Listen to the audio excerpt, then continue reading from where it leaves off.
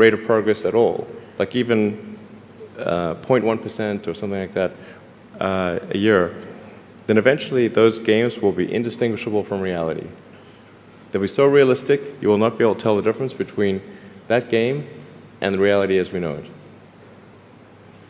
And then it seems like, well, how do we know that that didn't happen in the past and that we're not in one of those games ourselves?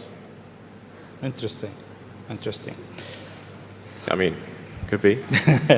Everything is possible in life.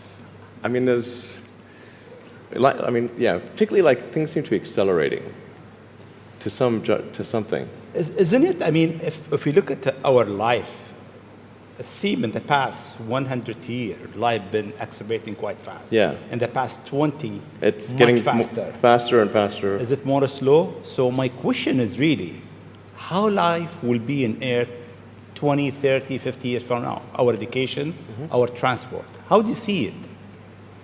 Well, I think this is one of those things that's quite difficult to predict. When you think of, say, the first controlled powered flight was 1903 with the Wright brothers.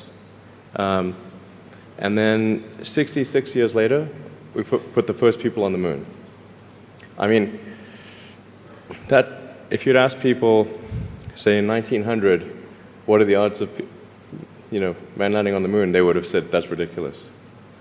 And if you try to talk to them about the internet, they would not even know what the heck what are you even talking about? Like, this sounds so crazy. But today, with a $100 device, you can video conference with anyone in the world, on the other side of the world. And if you have a Wi-Fi connection, it's basically free. Free to have an instant visual communication with anyone, or even with millions of people. With social media, you can communicate to millions of people simultaneously. You can Google something and ask any question. It's like an oracle of wisdom that you can ask almost any question and get an instant response. It would have been incredibly difficult to predict these things in the past, even the relatively recent past. So I think the one thing that we can be quite certain of is that any predictions we make today for what the future will be like in 50 years will be wrong. That's for sure. I mean, I think directionally, I can tell you what I hope the future has, as opposed to maybe what it will be, because this may just be wishful thinking. I hope we are out there on Mars and maybe beyond Mars, the moons of Jupiter. I hope we're traveling frequently throughout the solar system, perhaps preparing for missions to nearby star systems. I think all of this is possible within 50 years.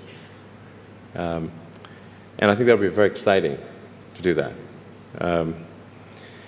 And I think we'll see autonomy and artificial intelligence advance tremendously.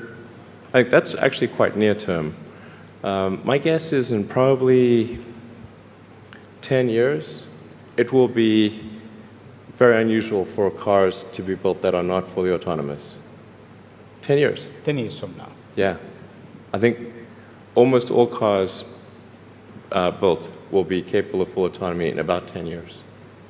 As it is, the Tesla cars that are made today have the sensor system necessary for full autonomy, and we think probably enough compute power to be safer than a person. So it's mostly just a question of developing the software and uploading the software. And if it turns out that that more compute power is needed, we can easily upgrade the computer. And so that's all Tesla's built since October of last year.